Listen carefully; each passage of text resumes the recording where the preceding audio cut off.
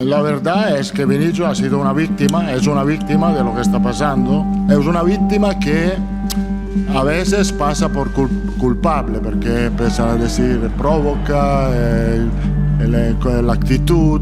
De alguna manera, cuando nos dicen el futbolista, el entrenador, deben ser ejemplos para la sociedad, ¿no? Pero si estamos en un entorno donde nos insultan y nos dicen de todo, pues es muy difícil llegar a ser un ejemplo, ¿no? Depuis 1 an, Vinicius mène un combat sans relâche contre le racisme. Victime de la lâcheté d'une minorité des publics d'Espagne, le Brésilien s'est toujours défendu, à juste titre. En dehors des terrains, Vini a parfois craqué face à la pression des médias. Mais sur la pelouse, il répond toujours avec du talent et du caractère. Souvent, il a poussé la rébellion jusqu'au bout, en enfilant le costume d'anti-héros provocateur, d'antagoniste revanchard. Une attitude pleine de vices, que le Brésilien n'est pas le premier à assumer.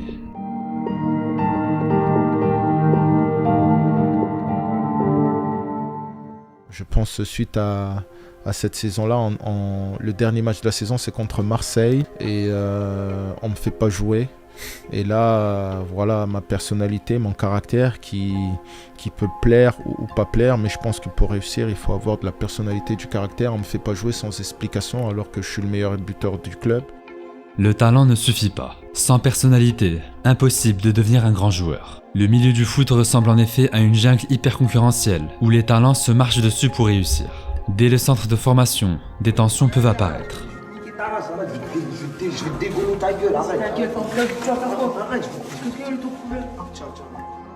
Historiquement, les têtes brûlées ont toujours fait partie du sport. Au tennis, c'était McEnroe. En boxe, Mohamed Ali. Au basket, Dennis Rodman. Dans le foot, on peut citer les bouchers Antonio Rattin, Roy Keane, Gattuso ou Pepe. Les provocateurs comme Oliver Kahn, Luis Suarez ou Diego Costa. Mais l'anti-héros originel n'est autre que le plus grand personnage de l'histoire du foot. Napoli che ha mandato in visibilio il suo pubblico, tanto che purtroppo tra gli spettatori ci sono stati 5 svenimenti e 2 principi di infarto, quindi veramente Maradona segnando questo gol ha combinato un gran pasticcio. Questo gol, questa vittoria se la merita la gente.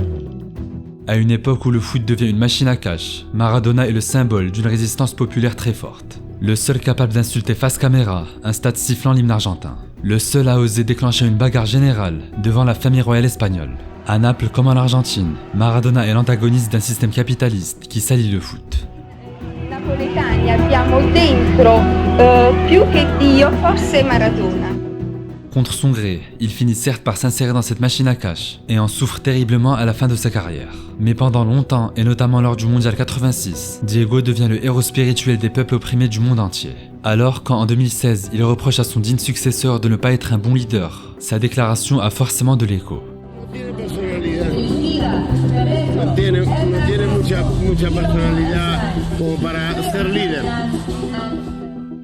8 ans après cet affront public, le Messi argentin est un joueur différent. Dès la Copa América 2016, où sa teinture blonde semble vouloir dire qu'il est un nouvel homme, Messi se maradonise. Pour faire gagner son équipe, Léo n'hésite plus à s'imposer. On aurait pu parler de son discours poignant avant la finale de Copa 2021, mais son attitude pendant la séance de tir au but contre la Colombie en demi est encore plus frappante. Messi s'avance en premier et marque son penalty.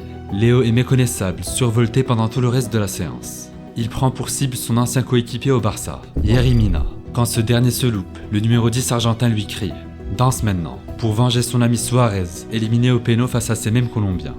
1 an plus tard, c'est le même Diego Armando Messi qui ressurgit face aux Pays-Bas en quart du mondial. Pendant tout l'avant-match, les Argentins se nourrissent des déclarations du clan néerlandais. Quand Messi marque le but du 2-0, sa célébration parle d'elle-même.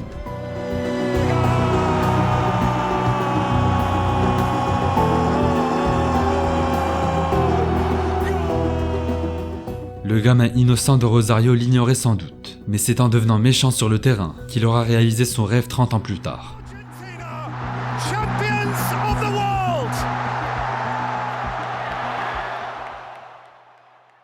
You live in America, right? Yeah. You know the NBA. Yeah, Trash talking. yeah, of course. My trash talking was Nothing, very minimal. nothing Yeah. compared to the trash talking. He offered me his jersey. Yeah. I say no, I prefer your season.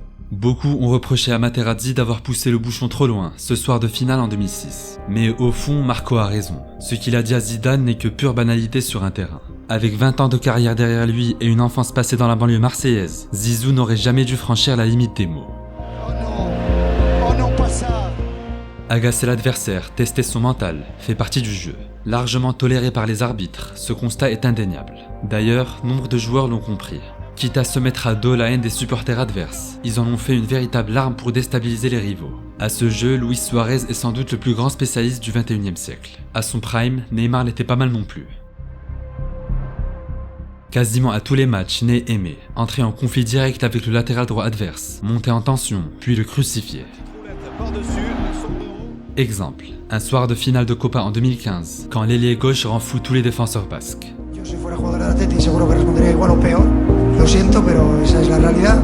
En Brasil eso es normal, hay que entender también el contexto, hay que entender que no lo hace para humillar a ningún rival. Dans un style encore plus controversé, Emiliano Martinez. Le portier argentin n'est connu que depuis 4 ans, mais il s'est très vite imposé dans le règne des antagonistes. En septembre 2021, Aston Villa mène 1-0 à Old Trafford. À la 93e minute, penalty pour les Mancuniens. Bruno s'empare du ballon, mais Emiliano insiste lourdement pour que Ronaldo le tire. Finalement, c'est bien Fernandez qui s'en charge. Sauf qu'entre-temps, 10 buts étaient déjà entrés dans la tête de tout le monde. Fernandez qui va s'élancer et qui envoie ce ballon au-dessus. Dancing, not because I want to that, I never practice that. Danse improvisée, provocation des joueurs ou des supporters. Martinez sort toute la panoplie à chaque séance de tir au but. Le pire étant qu'il est objectivement excellent sur l'exercice. Emiliano Martinez. Attends, ma gueule. Il se fout de ma gueule. Il a mis le carton jaune. Et il a pas de...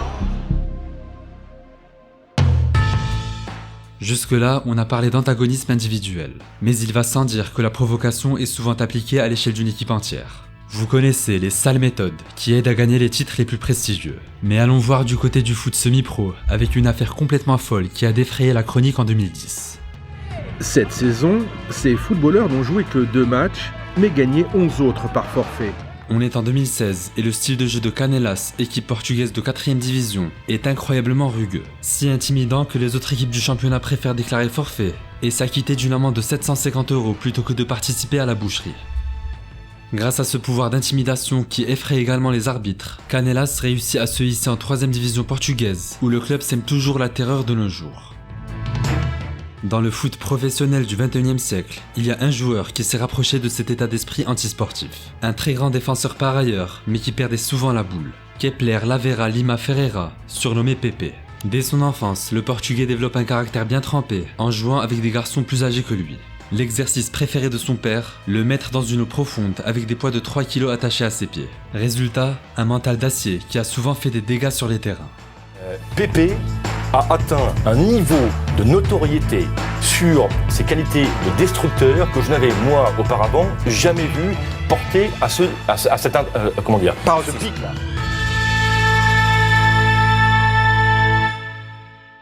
Do you think there's anything autistic in you that makes you bite? No, no me dice nada. Capaz que hay gente que tiene diferentes maneras de defenderse, ¿no?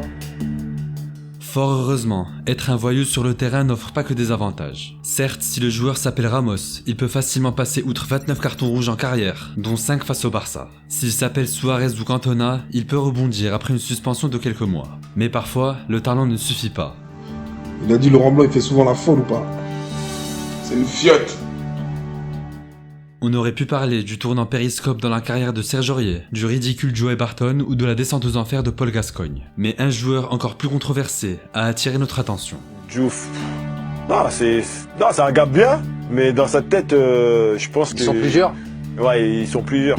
Ce mec-là, si le lendemain il se réveille pas et il voit pas sa tête dans les journaux, il est pas bien. Même ici, il pense qu'il a été le plus grand joueur de tous les temps.